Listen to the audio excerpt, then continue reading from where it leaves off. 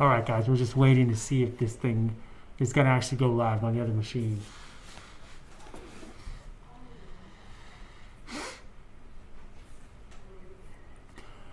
And tonight is just going to be drone practice. So we got this thing set up and looks like it's starting to be live here. Alright, we are in business. Let's go fly. Probably just going to run maybe one battery or so here on the charger. Scene, get down. There we go.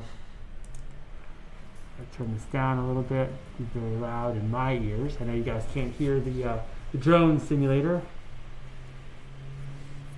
But here we go. We're going to go single player. We're going to go back to, I think it's edit quad. Should I use a different one? Nah, I keep using this one. I'm trying to get this down. I don't want to keep changing my variables too much. Apocalypse. What other ones are there? Bando. I really like Apocalypse now. Should we dynamic polyworld? I think it was dynamic polyworld. Countryside, coastal. Let's take a coastal again. There's a lot of these on here. Just get some random one here. Fly. Loading. Oh yeah, we got this one with the docks and stuff. Hang on, let me turn this. Oh, I didn't want to do that. Abort. Abort. I'm just gonna fly around for a little bit before I try to do any of the courses. Try to get my bearings on how this thing is. Look at this speed on here. Oh my god. Wow, okay. I like how they put the arrows here. Whoop, too much. Yeah, I'm gonna go explore this site because I've been at the Apocalypse kind of level for a while now, and I haven't flown on this one. I feel like my skills are starting to get better. Look at that. I'm actually making it through these little passes and stuff. Can I go into the chimney? Is this flyable? That's the main thing. Oh no. Alright, starting over. Okay, let's look around.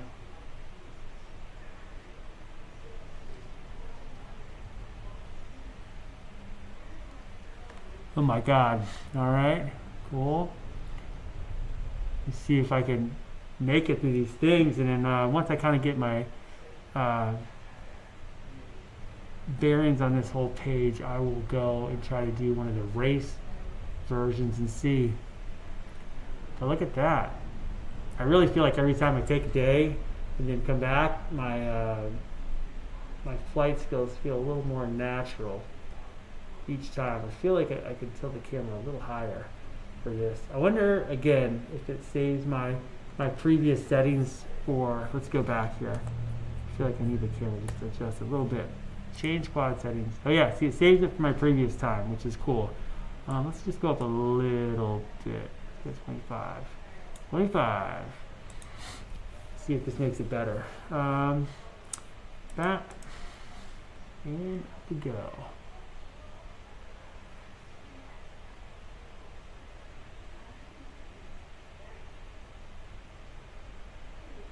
Look at this. Alright. Oh my gosh. Yeah, I feel like I'm starting to get more of a hang of this. It's funny because the things that I would have to think about maybe the last time I played this start to become almost like second nature, where my brain just sort of, or my hands I should say, just sort of react in sort of an appropriate way, and I'll just do the move. It's like using the force, and I like that. So alright, let's.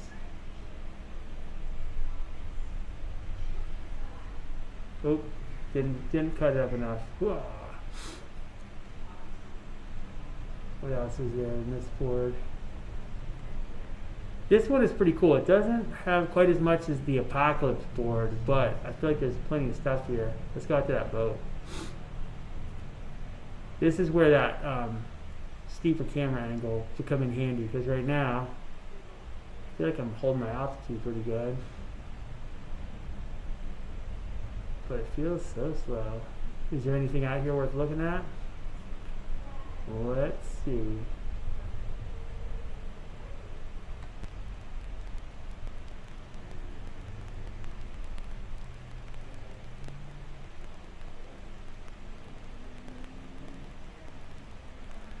Also, these pieces are so big that it feels like it takes forever to get back and through each one of these gaps, which are huge gaps.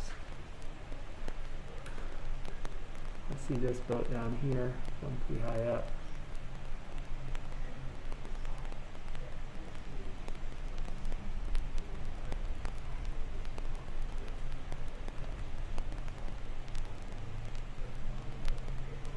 Oh.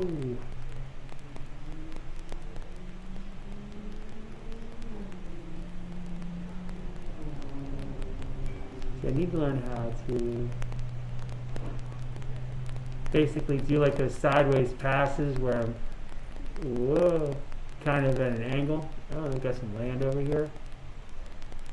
Yeah, the board is really big, so it feels like I'm going super slow until when I actually get close to stuff, I see that I have some speed. Flying around some trees.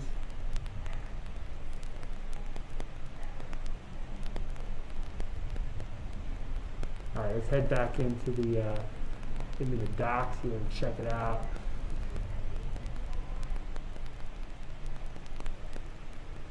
I guess I could fly out the roof. Let's go in the door and try to fly out the roof to this place.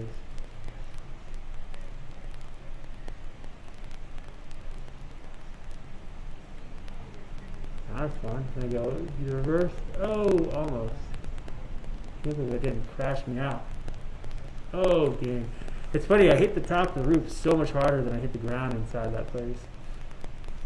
Alright, let's go this way.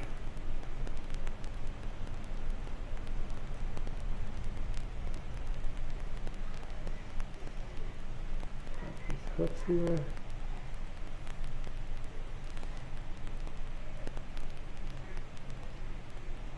Alright, what do we have here? Can I shoot through this? Nope.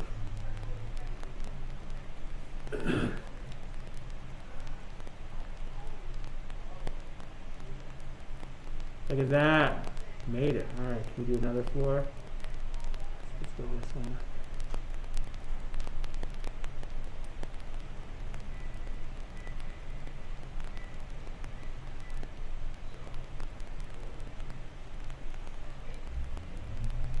Oh, crap.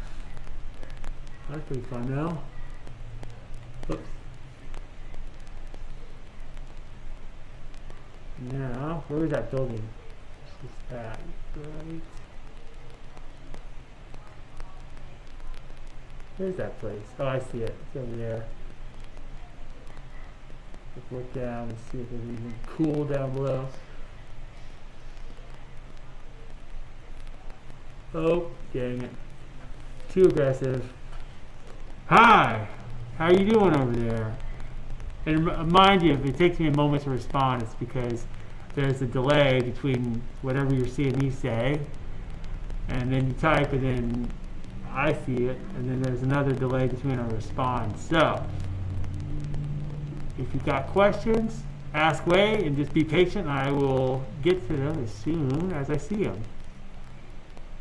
Alright, head to this floor. Oh, dang it. Crashed it out. Let's try again. Oh my god.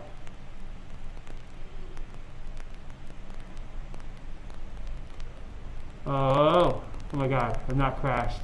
I am crashed. Dang. Alrighty. So today, as you can see, I got my face is different. I went and sat for a makeup for RBFX, and instead of having it removed when I left, I kept it on so I could make some goofy videos. And this is it. And I have to take it off tonight because tomorrow I go to have another one done. And I have to be all cleaned up. So right now I've got this weird like Neanderthal head. And it's not a filter. It's just my face right now. Alright, let's just take this building. I feel like this is going to be my practice. My main practice space for this area is probably going to be this building, because if I can get used to like zipping in and out of these floors, that'd be very good. Just trying to control my altitude, my height, without banging into the ceiling. This is good practice for me right here.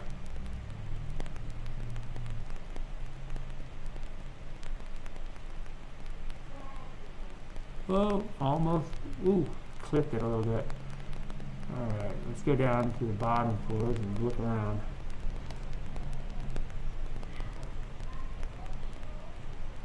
Oh my god.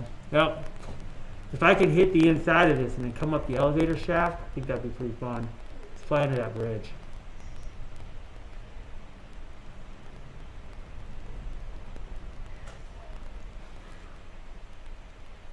Yeah, this board is pretty spread out between the cool items.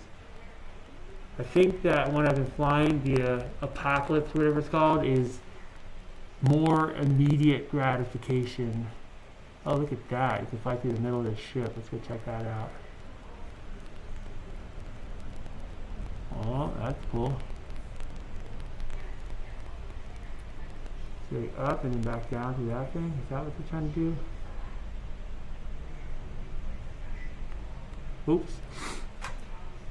Yeah, this is the thing with having the camera pointed down so far. Right now it's at 25. I think when it's at 30, it starts to really feel like when you face upward, you're really flying up versus flying out.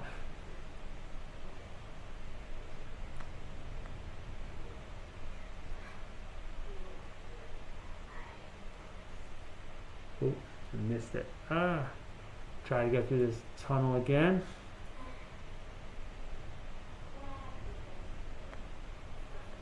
Oh, I almost could do a loop here if I can get this down. See, it's like showing, do a loop.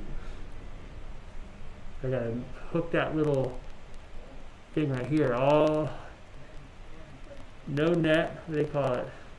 All net, that's what they say. You don't hit the rim at all. Just gotta try to not hit the rim. Let's go explore over here.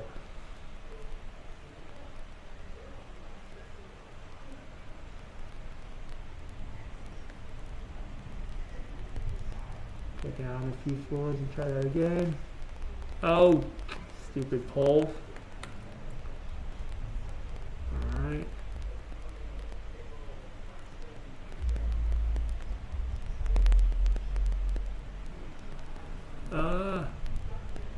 Dang it.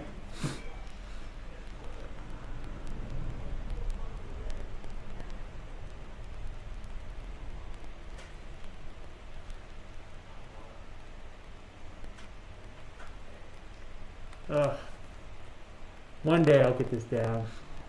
This is technically, I think tonight it marks my maybe 10th hour of practicing in the simulator, so still pretty new, but I feel like I've learned a lot. And I also feel like the first few days I did it with the guardrails kind of turned on, and I sort of wasted some time because as soon as I turned them off, it was like I was starting fresh. So I probably did like 4 of those hours I probably spent learning with the guardrails to keep me from rolling, so I couldn't do a roll like that, and I couldn't do a flip one way or the other because the limiters would stop the quad from turning. And now I can do all those things, and it's real cool. Oh no. Let's go this way.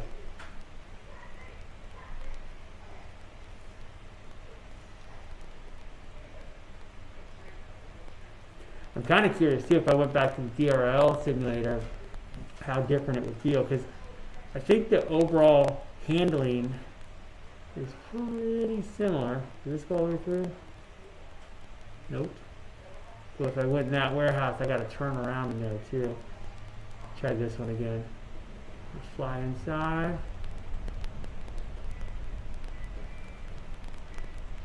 Fly out the roof. Whoa. That's pretty cool. Oh my God, you see that? Almost.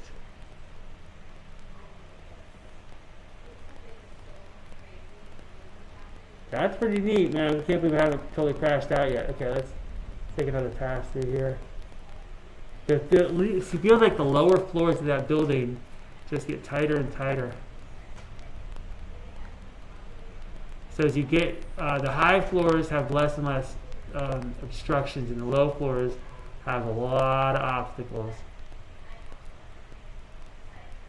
Let's go check it out. What was this one called again? Coastal?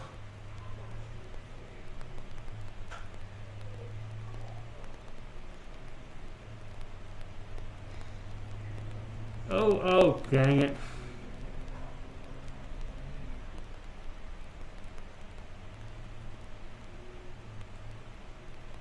I have to figure out how to do that flip. I think that like the diving through these things from up top is the thing that's pretty tricky for me right now. Oh, here we go. I gotta figure that out. Also, just heading up through something just upward. This, I'm going up 2 verticals. Oh my gosh.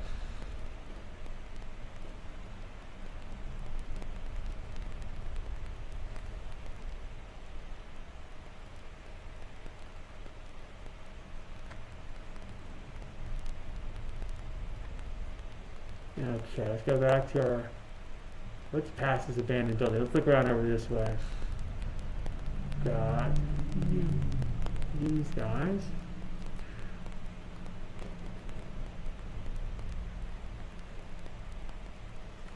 Oh my God.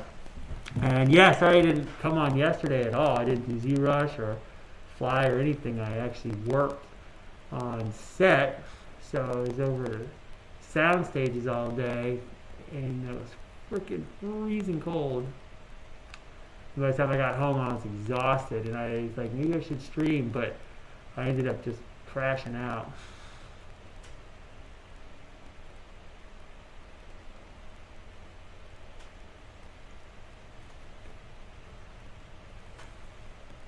Oh, look at that. Ah, I crashed on the inside. Crash on the inside. No walls. Okay, let's head out this way.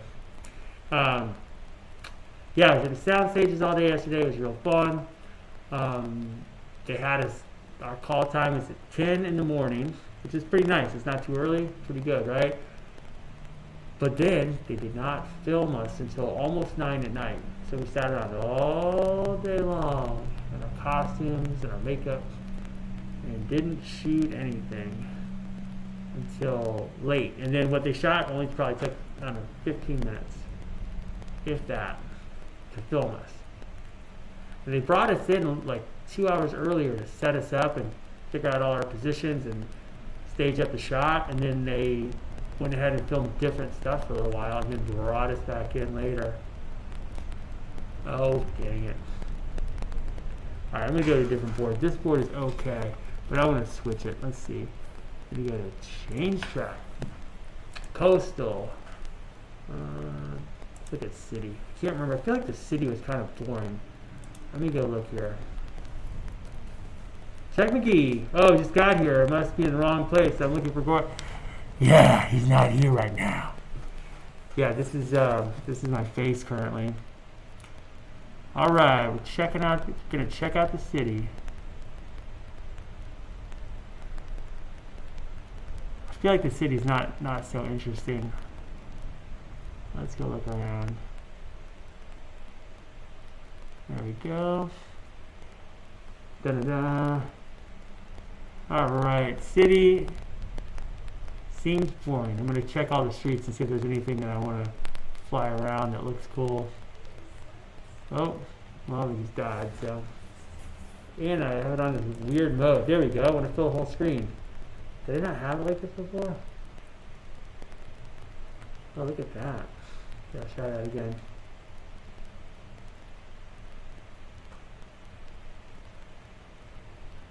Oh, it's like a loop. I was supposed to go up and then do a backflip.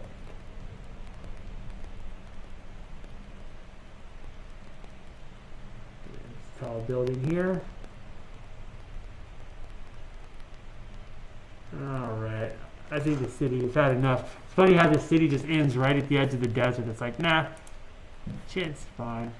City, coastal, countryside, Bando. Let's check out Bando again. And different drones. Little 3D printed GoPro case on there. This one.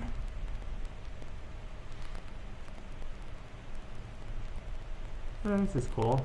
This one has at least a few things to look at. Oh, crashed already. Good job. Oh, look at that. Natalie Campisi coming on here, harassing my live stream. Who's sitting in the other room, judging my ugly face. Hear her laughing there? Whoa, look at that. Alright, so if you guys have been following this, hopefully you can see the improvement. I feel like I can see the improvement here. Oh, knew I wasn't going to make that, but I didn't totally crash out. This one has some pretty interesting spaces as well. Oh, that was bad. That was bad. Alright, let's look around over here. Got this weird power box, whatever this is. And let's see what's above, outside of these hills. Is there anything cool over here? Oh, look at this. This looks like freaking Antelope Valley. We got some wind farms. It's probably super illegal what I'm doing right now. What? Let's see. Can I make it through? Oh, look at that. Didn't get killed. And what do we have on the other side of town? There's something on the other side here. Looks like it's some little abandoned city on this side. Some Amazon factory. Next to like a cement plant or something. Oh, dang it. Got the entry there pretty good. What was that? There we go. It's over here. Let's check this out again. Look at that tiling texture pattern. But they're keeping it very low res for this game. It's probably fine. Make sure it flies well. Alright. Oh, dang it. I was losing. The second I bumped it, my drone was out of control. And let's see. Oh, bounced it off the ground and slammed into the ceiling. Try it again.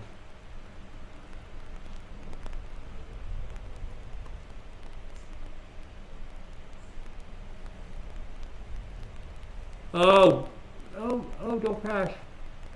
Oh my god, I sort of made that. Barely. Well, this is cool. Wow, this is cool. I like this building. This is fun. Oops, damn it. This building is kind of like, oh, I cannot believe I didn't crash out. I thought it was going to start me over. This building is pretty cool. It's really kind of gives like a more real world scenario as far as, oh shoot, flying through these places.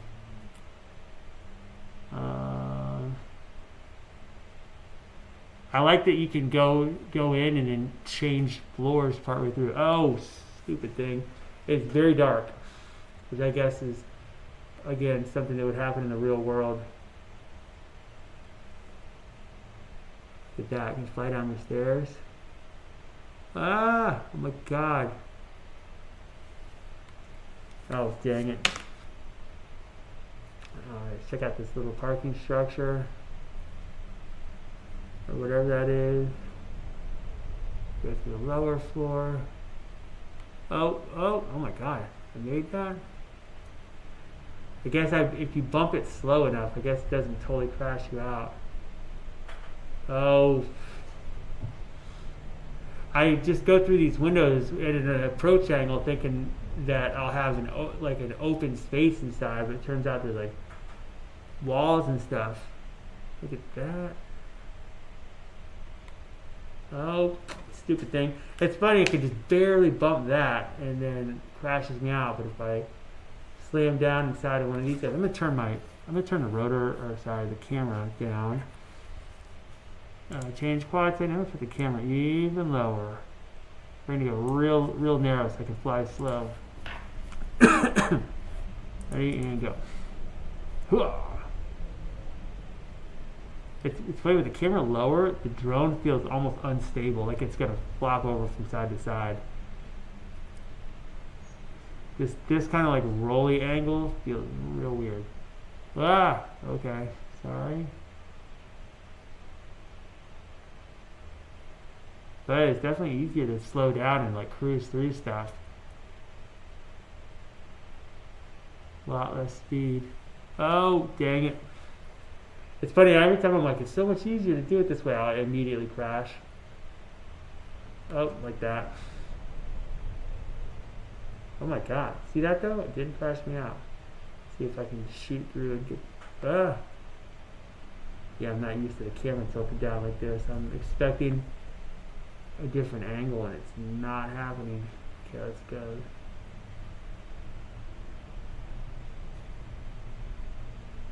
Oh, this is almost trickier. I feel like, okay, 10 degrees is almost too low. Let's start this over. We're gonna back it out, change quad settings. I'm gonna go back up to 20. I feel like 20 was a pretty good middle ground. Phone is making noises. YouTube.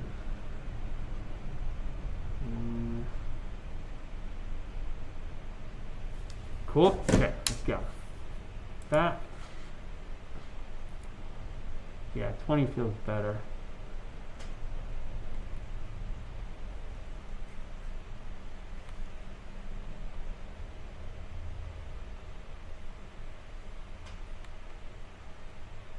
I know I'm probably doing this completely backwards, but it's okay. It is okay. It's very nice. So yeah, anyway, on set yesterday, and the show I'm working on, filmed, the last time I worked on it was in November, I think. And we shot in Altadena, and I'm almost positive that the house we shot at burned down in those fires. It was a really, really cool house.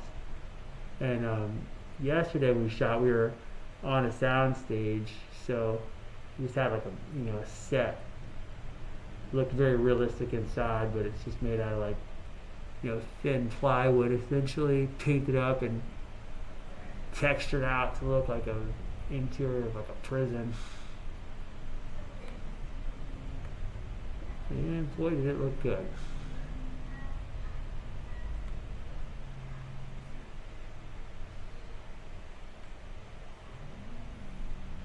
Oh, dang it! All right.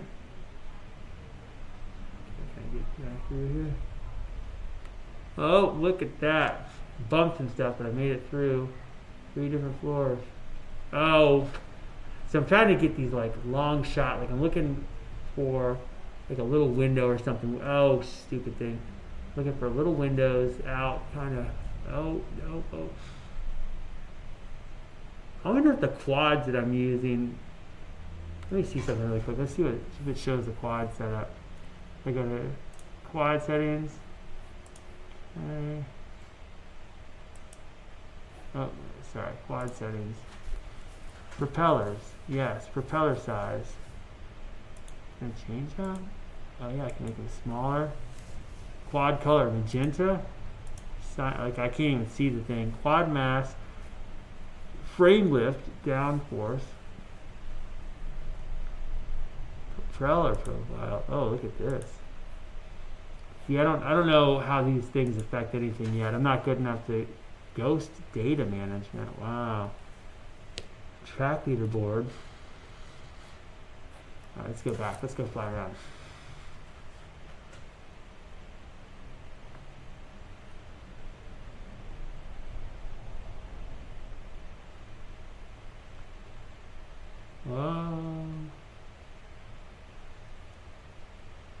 Oh my God. See this stuff? I swear, like 2 days ago, wouldn't have been able to do that. That's pretty cool. So, for me, again, this is as crappy as my flying is compared to like really good drone pilots. I feel like I'm making pretty good progress on my learning journey here. Let's go up this building. Head back over the hill. Oh, great.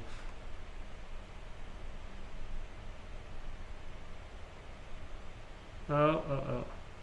What else do we have? We have this little neighborhood over here. Is there anything else around these mountains? That's pretty much it.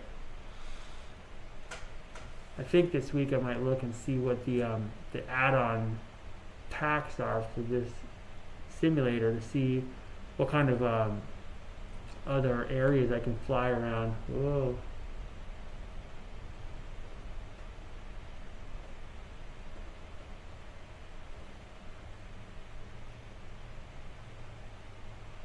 Well, look at that.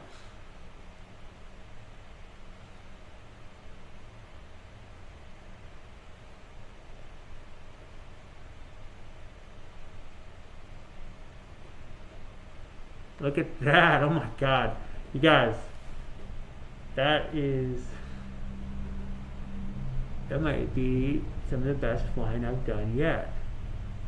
Again, not amazing special drone racer flying, but that is very, very good for me. Oh my God, I'm still up. I hit some stuff. Oh, shoot. I was doing so great. I spoke too soon. All right, let me go.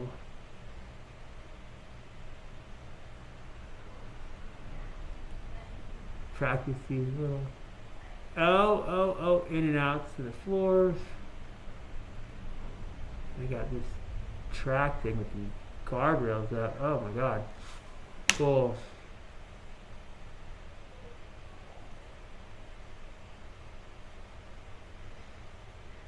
I'm gonna go through this one. It's got some little holes in the wall. Oh, stupid thing. Alright. Try that again. Oh my God.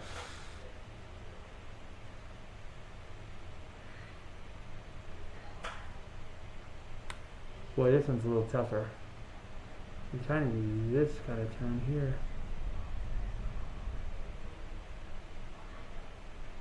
Yeah, I want to get good at doing those. What is that maneuver called? So I'm kind of turning and rotating around this.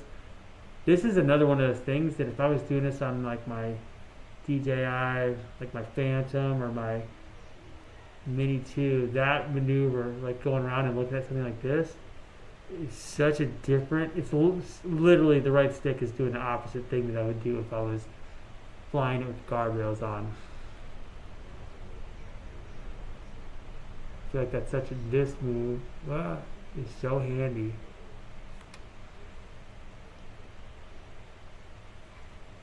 Oh no, not what I wanted. Okay, here we go. Back again. Oh my God, flying away.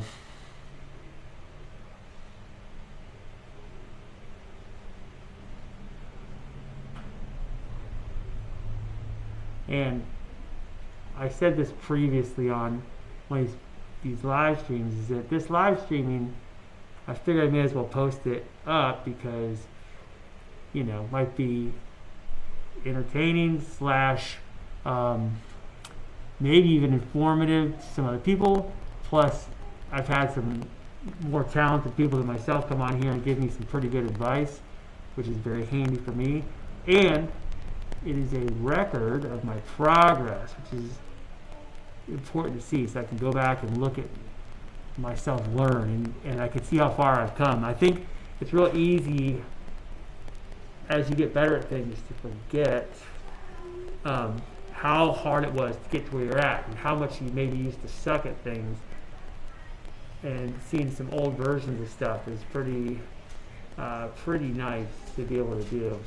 There goes Natalie cruising through the room, chasing after the cat. Oh my god, I just made it. Alright, let's see here. Flying along the roof. I'm going to go through one of these windows. Oh my god, I swear I actually made that? I mean, I kind of clipped the wall pretty hard, but apparently I made it through. But I can't make it through the gates. Nope. Alright. So this will go this way, up. Oh. Okay.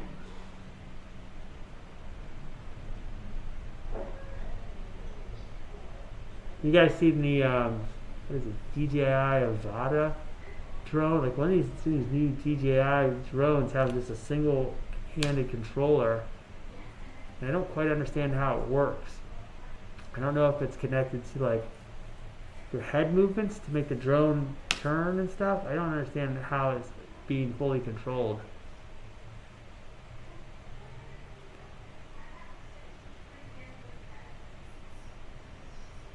But I guess if you only have one arm, that could be very useful. I was looking at some of your older videos and was reminded of the life-size Kenner Boba Fett you printed on 10. Do you still have that? Yeah, I have it. It's literally like, it's technically about 6 feet away from me right now. It's about 6 feet away from me, but on the other side of the wall. It's actually outside because like a month and a half ago, I pulled it out of the garage and I was going to like paint it up because a friend of mine wanted to display some stuff in his office. He got a job at a movie studio and he got like a fancy office. He's like, give me some cool stuff to put in the office, so temporarily. He's like, what do you have sitting around you can put in here to just make my office more interesting? And I was like, well, I've got like a stormtrooper. I put like a bunch of random like Star Warsy kind of like prop stuff that I have kicking around. And one of the things I was going to bring over there was the life-size Boba Fett. But when I moved, it got pretty banged up because it just like fell down like 10 times. And there's some stuff that needs to be fixed on it. So I dragged it all outside and started to re-epoxy a couple things and do some repairs. But then I got busy and I haven't touched it. But it's like right out there. But since I did it, I have done probably like 6 layers of paint on it, just primer and stuff. No, haven't like painted it for color, just like adding layers of paint so it's easier to sand down and smooth out the surface. So it's like 70% primed and good. It really needs to be properly sanded and stuff, and I've never done that. I just always add layers and layers of paint to it. And anytime I paint anything with like auto clear coat, I will take whatever's left in the gun and I would just paint it onto the Boba Fett to just add more layers, because the auto clear coat is pretty self-leveling. So if you have some nasty print lines and you spray a few layers of auto clear coat on it, it'll minimize them quite a bit just with a couple layers of clear coat. And you do like 2 or 3 layers like that and then sand it, and then do another clear coat, you pretty much have a good surface. So I was just using any paint that I had. But yeah, the thing is really neat, and I have to reprint the backpack because the whole thing is fine. It lived outside for a long, long time at my other house. It was in the sun, got like rained on, all kinds of stuff, and it held up fine considering it's just like PLA. It's shocking how well it held up. And but yeah, I always liked it. Always wanted to finish it. Another thing too is, I mentioned this the other day, but one of the things I'm working on here is I'm making a set backdrop for my studio space, which will eventually be moved down to my garage space. It'll be like the same setup. It'll just live downstairs, and part of the garage it'll be sort of converted into like a makerspace studio man cave kind of area. You think of like Adam Savage's shop at his place before he acquired the Kerner ILM model shop shelves. He moved all his cool man cave stuff out. But I'm going to kind of set it up like that, where it's like a big workshop area, but then in the back corner is like a cool kind of hangout area that I'll use for making videos and stuff, playing guitar, that kind of thing. And I want to have that Boba Fett in that space, along with a bunch of my other costumes and things. That's going to be kind of like the space for the cool big stuff. And then of course I've got so many other things I keep working on. I started printing up the one of the RX droids that were from Book of Boba Fett and from Skeleton Crew, the bus driver droids. If you saw Skeleton Crew, look up Skeleton Crew bus driver droid. I'm making one of those right now, and it's on my table in the other room. And it's most of the external parts are printed, minus one arm, and then I'm working on printing the internals for it. Literally right now, there's prints going. And then once that's printed, I will be printing an 8D8 droid that was modeled by Dave Moog. I did not make it. Dave Moog, who's super talented, he made that one, and I printed the head ages ago and never got around to printing the body, so I'm going to print that whole thing. It's been one of my favorite droids since I was a kid. Oh my gosh. You guys, I just crashed. That was like probably one of the longest runs I've had in a while. That costume looks great. I hope you get more work. Thank you. I'll get more stuff. I just hope that the Star Wars stuff comes back to the States. They moved all the productions are moving to England, and that's a bummer. I mean, that sort of sucks. I do get to work on like a bunch of other stuff as well, so there'll be other costumes I'll get to do in the future for sure. But I'm real like happy with the Star Wars costumes that I've done. Have been really good, and I would say compared to other fan-made costumes, they are the most accurate ones by a long shot. And I feel like that's one of those things that in most of the shows like Mandalorian and all that, the droids they had were really bad. They just didn't look correct, and it's just so disappointing. So the fact that they used one of mine for Skeleton Crew brings me a little bit of joy.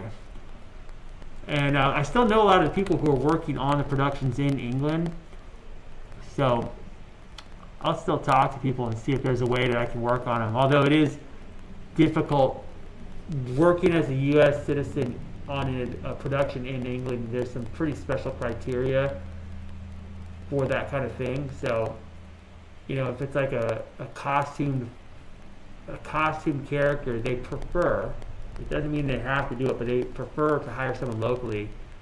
And you have to really state your reasons why the specific performer is the must-use performer versus someone else who can do the same thing that is an England local.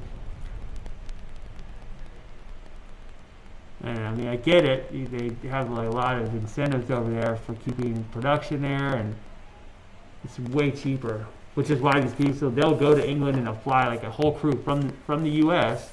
to work there. It's crazy. I think one day we need a show and tell. Just go through props and stuff you have. I'll do that. I'm totally down for that. What a project you did.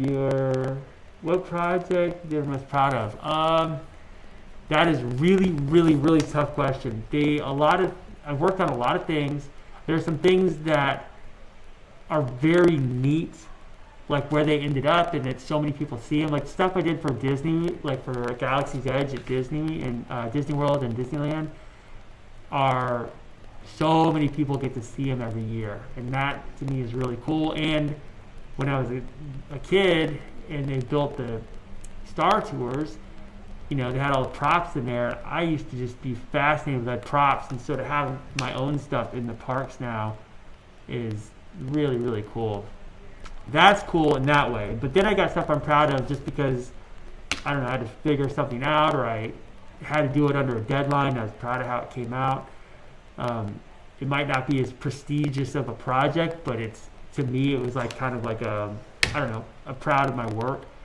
So that's a different one. I mean, just last year I did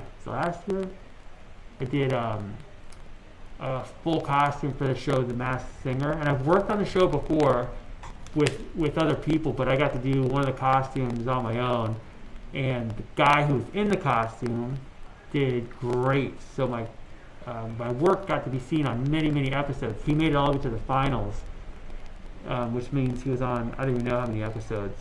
So that part of it was really cool. The other costumes I worked on, I think one of them was on 2 episodes and the other one was only on 1 episode, just because the people that were performing didn't do well. I'm still real proud of those too, but this last one was just, again, I made the entire thing by myself, and I did some like mechanical kind of engineering on it because it's a big gumball machine, and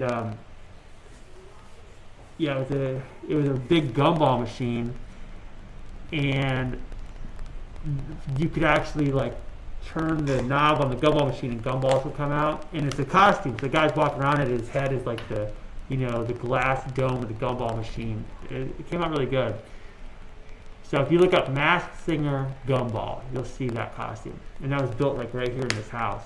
I didn't even go to a shop or anything, just built it from home. And it was a pretty tight deadline. And it was cool. That one I was real proud of.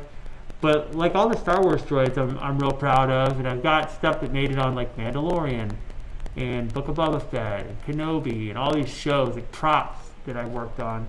And I'm happy that those are in there. But it's hard. Yeah, say what it's proud of is really tricky. What else have I done? I've done some prop restoration work that on, you know, some movie props that I absolutely loved since I was a kid that I actually got to do restoration work on, and that was really special. And that was through Tom Spina hired me for that stuff, so I did it through Tom Spina Designs. But I mean, that was pretty surreal. I don't know if it's, I could say I'm proud of it. I am proud of it, but it's also like just a weird, you know, series of events that got those things in my hands. I mean, I had, if you ever seen 2001: A Space Odyssey, I had the hangar from the big space station at our house for like a couple months doing restoration on that. And that was very cool, just sitting there. Like, it was a Stanley Kubrick thing, like real screeniest props at my house. That was pretty special. And for a little while, for like over a year, the movie Return to Oz has one of my favorite movie costumes ever, and it's the robot called TikTok, a little gold spherical looking guy. And I had one of the screen used TikToks was at my house for like a year and a half, and it belonged to somebody else, but I was doing restoration work on it, and it wouldn't have been there so long, but I got it right when I hurt my knee, so all my knee surgeries and stuff cost me a lot of time working on it, so I ended up just having it in the living room for like probably, I don't even know, probably 10 months longer than I would have had I not had to have my surgeries. But I got to look at it every day, and that was really cool.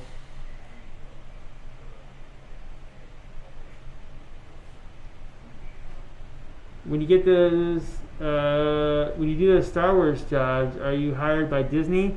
Sometimes I'm hired by Disney. Sometimes I'm hired by Lucasfilm,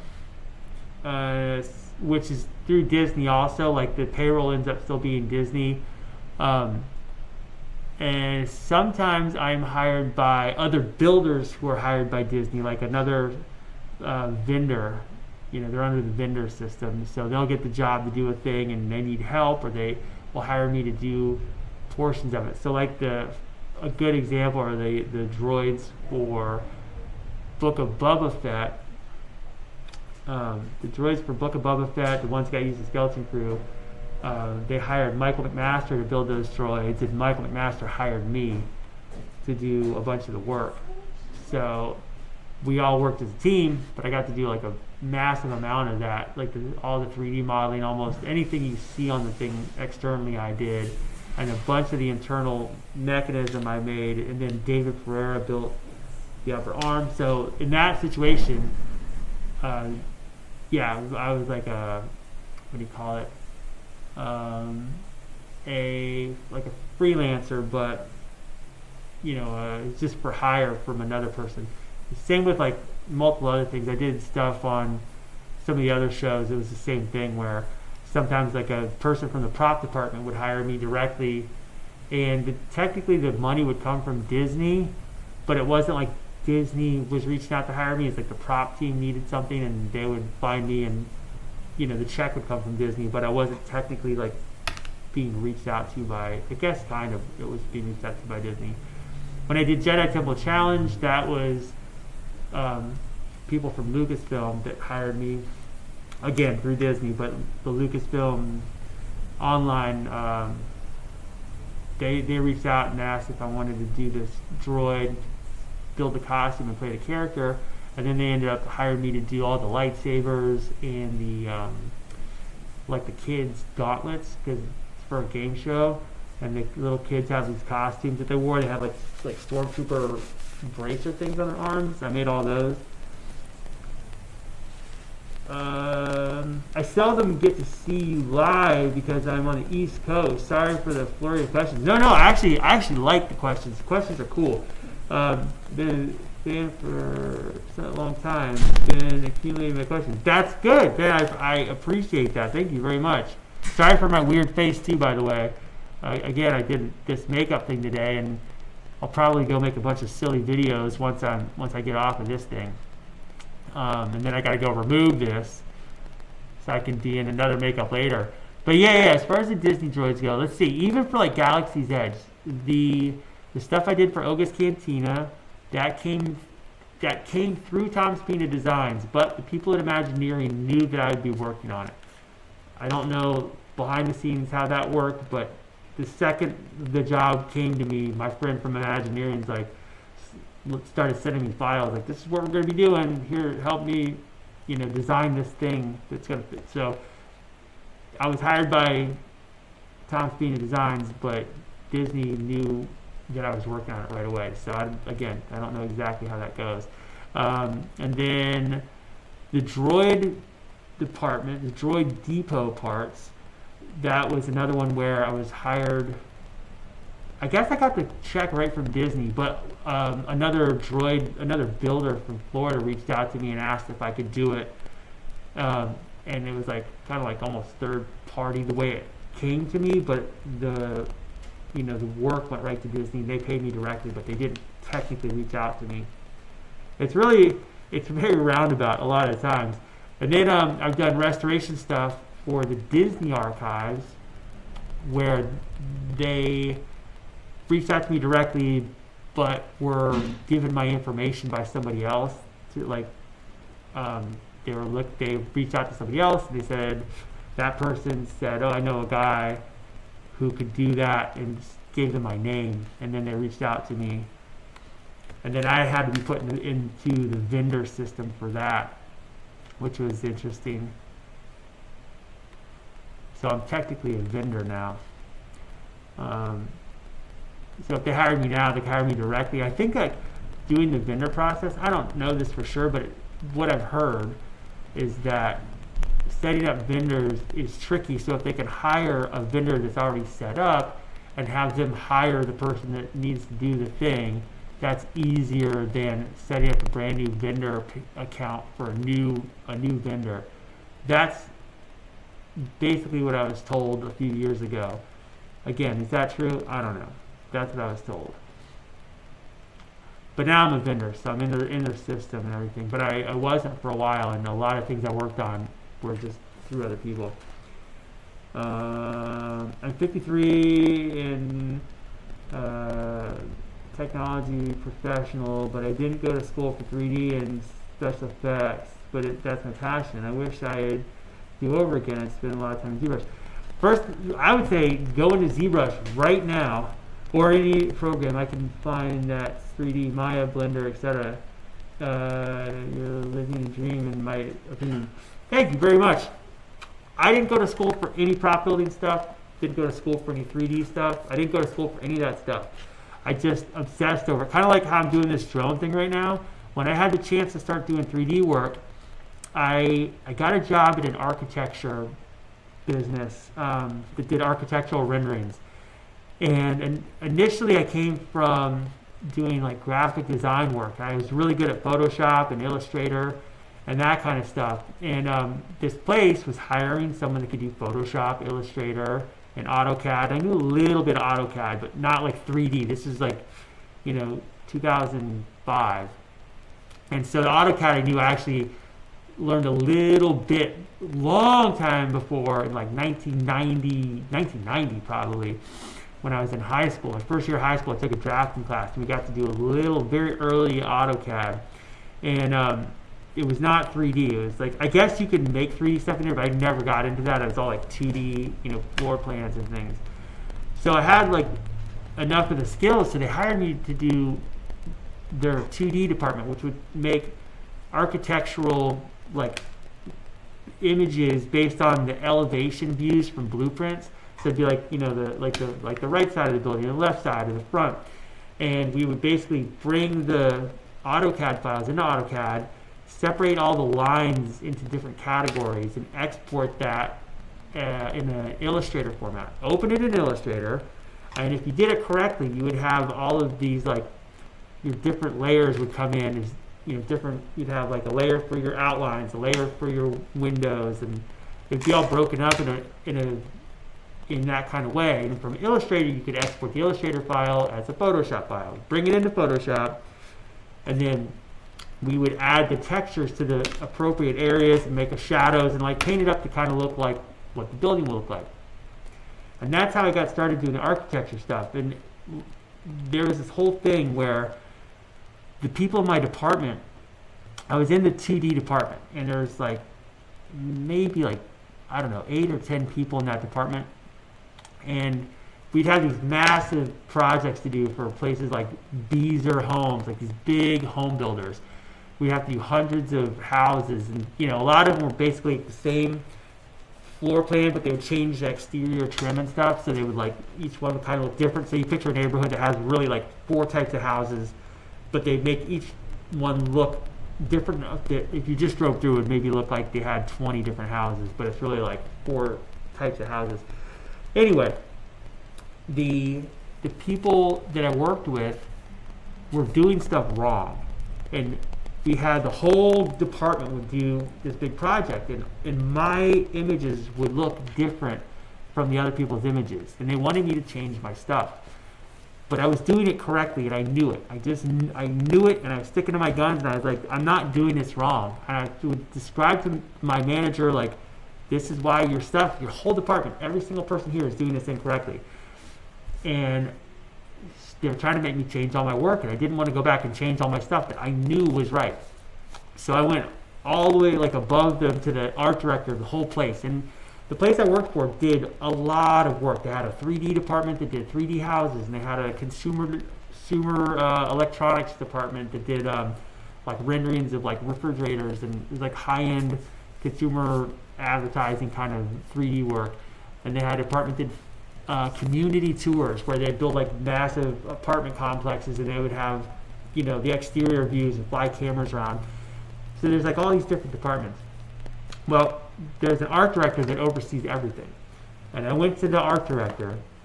I'm talking to you with this crazy face. I know this is nuts. I went to the art director, and I told him, I'm like, look, my whole department is doing this wrong. This is how I'm doing it. This is why I'm doing it this way. And he looked at it, and he's like, yeah, you're right. And he made my department go back. Everybody else had to go change all of their work. And he was like, I like that you see this. I like that you notice these things. He's like, have you ever done any 3D work? I said, no. He's like, would you want to learn? We could use someone like you in the 3D department. And that was the thing that got me into doing 3D work. And I just had a crash course. This guy's name is Dustin Biddle. Really nice guy. He showed me, like, here's a, like, literally like a one-night quick walkthrough of 3D Studio Max and ZBrush. Like, here's like the basics. How you do this, how you set up a document, how you start modeling something, and then like go get some software and start learning it. And as you learn, show me what you're doing, and as you get better, we'll move you over. And I think he thought it would take me like a year or 2 years to like get my skills up, but I just would stay up every night till like 5 in the morning and just focus on doing this. And within like 4 months, I was to the point where he could move me, and he didn't move me to like the house renderings or any of that. He moved me to like consumer. What was it called? The department. It was like basically consumer electronics. It was like all the stuff, the refrigerators. It was really, really like high end. One of the most difficult departments to get in at the whole place, and I bypassed all these people that were trying to get in there. And it happened just because of that thing. I said, I'm seeing this thing, and he thought that I'd be a good fit for that department. And because of that, I got all these 3D modeling skills, and that led to me doing more work. And I ended up changing jobs to another place called Studio AMD. We did these like really high-end renderings of like airports and stuff in like huge skyscrapers in New York and Dubai and all this. And yeah, my 3D work started getting good enough to where people were hiring me to model things so that they could make props or this, that, or the other. And I was like, well, I also make stuff, so why don't I just put my own skills to the test there? And that's kind of how I ended up in this. But I didn't go to school for any of that stuff. Didn't go to school for architecture. Didn't go to school for any 3D software at all. Just learned it on my own. Stayed up late and just did it. And same with the prop building. So much of it is just learned. There's like so many resources on the internet now, and like Stan Winston's school has just all these great videos. And what's crazy now is like I started looking at the Stan Winston school videos probably in 2011 maybe, and so many of the people that make those videos that are like in the videos making the props, they're my friends now, and they're like, I used to watch them when I lived in Florida. Now it's like these are people that I've worked with on multiple occasions and hang out with. It's pretty wild. Lizard, this game looks good. Actually, I randomly clicked this video. That's awesome. This is Velocidrone, and it's a drone simulator. So I'm using like a real drone controller here, and I'm learning. I think this game will be my 10th hour of just learning. I've never done FPV drones before, so this is me just learning how to fly around. And if you watch my videos from just like 3 videos ago, I couldn't do half the stuff I'm doing right now. So I feel like my skills are starting to get a little bit better, which is nice. So I feel like I'm getting close to being ready for a real drone. I mean, look at this. Like I have not, of course, as soon as I say I haven't crashed, I'll crash. Let's see. Courageous move to go to the art director. You knew your work. Good attitude. Open door. Typically, I'm not like that either. That's the thing is like a lot of times I just won't care. Like I'll just let it it's not a big deal if it's not perfect. I don't care. Like it'll, if it's somebody else is hiring me or I'm working in a department, everybody's doing it one way and they just want to do it like that, I'm like fine. But with this situation, the way they wanted to do it wrong was just like, I don't know. It's like when it was almost like offensively wrong, and I couldn't believe the whole department was doing it. Nobody was saying anything, which is very rare, very, very rare. And there's many times that I have to work on a team of people and someone does something the way that I wouldn't do it, but if they, they're real dead set on it and it's just easier just to go along, there's plenty of things that will work that are not the way that I would do them. If I'm on a team working on stuff and they want to do it that way and everybody's happy with that, that's fine. If I go to do it on my own, then I'm going to change it up. I like the RX-24 droid that I'm working on right now for myself. It was done with a team of people, and they're all very talented. Everybody on the team is very talented, but they all have their own ways of doing stuff. And so the version I'm doing for me is right now is I'm keeping it so that it's compatible for the most part with the original screen-used droids, but I'm making a lot of modifications that are things that I would have done had I modeled it. And I'm actually going to do another one after this that's going to have even more stuff changed. So again, it'll look totally accurate, it'll move totally accurate, but it's going to be much simpler inside to work on. Because I think that'll be cool. Because then if I ever make them and someone wants one for like a collector's like, hey, I want one of those, and I have to rebuild it, it'll be just easier to do. I don't want it to be a big old nightmare. Many ways to get things done. This is very true. And there's a lot of ways that are right. There's a lot of ways that are right. There's a lot of ways that'll work. And people have, everybody has their preferences. And I was just talking to somebody about this yesterday.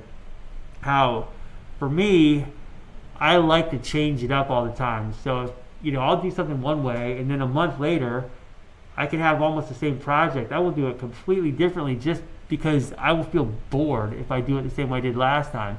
And I'll take stuff I learned last time and apply things that worked well, and maybe even take things that worked well and still change them just because I think maybe there's another way that'll work well. I just want to see. I like changing stuff up. I mean, if I'm doing some really repetitive stuff, I will make it a game and I'll change it up each time. Like I'll do, maybe I'll do assembly line style one day and I have to drill 50 holes in each item. Maybe I'll go through 10 items and drill one hole on each item and just keep rotating them through till they're all done. Or I'll pick up one item and drill all the holes and then go back and do the next item. It's just whatever it keeps my brain entertained. But it is not like a set method that this has to be this way. I don't think that's healthy to do for the most part. I mean, I don't have any problem finding a way that works and repeating it if I need to, but I never feel like that's the way. Oh my God, I almost got that thing. Flip over the roof. Can I do it? Ah! Oh my God. Alright, so close. Alright, see if I can pull that off again. Whoa. Oh my God. Oh, I made it inside. I didn't mean to do that, but I still made it through the window. We go here. We go up a floor. Let's go up 2 floors. Nope, I passed it. I chickened out. You see that on the ground? Watch when I stop again. There's like a shadow on the ground. It's not from me. It's like, right? Oh, it's the arrow. It's the arrows from the course right there. That little glidey thing. It looked like a stealth bomber shadow or something.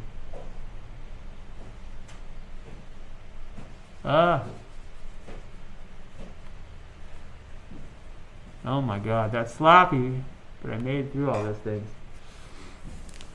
1 a.m. Eastern time, and now I'm going to go barf the emotional sickness and go to bed.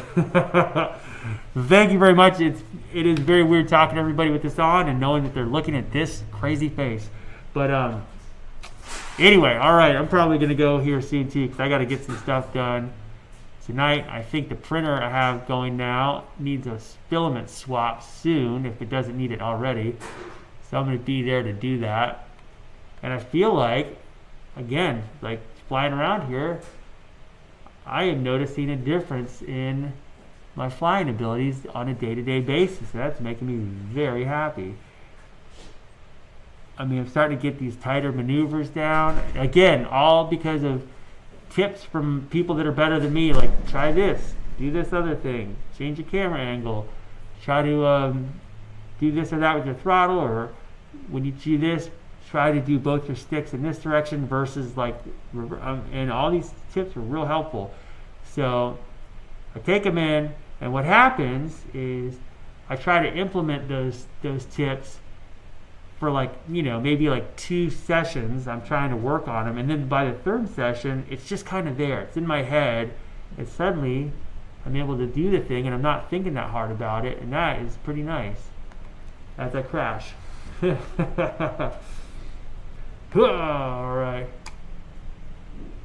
So yeah, try to get that just feel down where I don't have to think about the moves anymore. My hands just kind of go where I need them to go. That is what I'm going for, and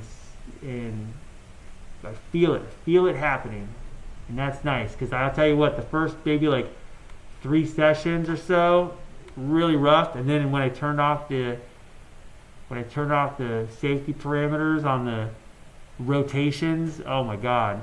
Then, like I said, it's like starting over again. So if you're just looking at this, you've never flown FPV and you want to start, and you're getting a simulator, first thing I would say is don't just turn off all the safety stuff, all the guardrails, turn them off.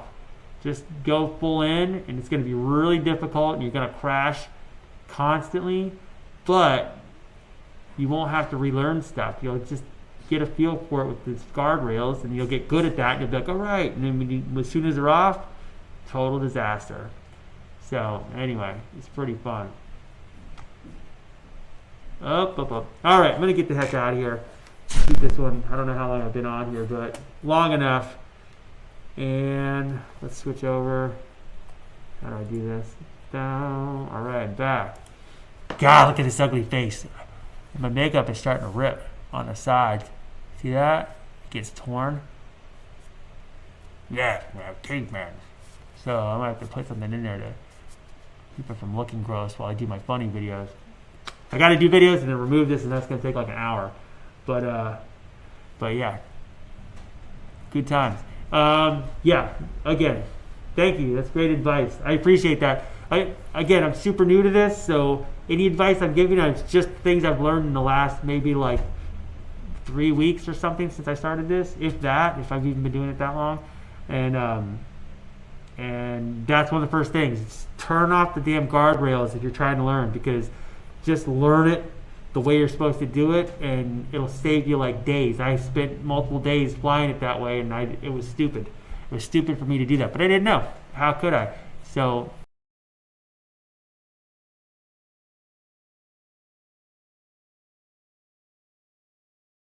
if you're watching this, that's my advice. But all right, I'm going to get out of here with my crazy face, and then I'll probably be back tomorrow evening. I do another makeup. Maybe I'll look disgusting again. I'm going to do some zebra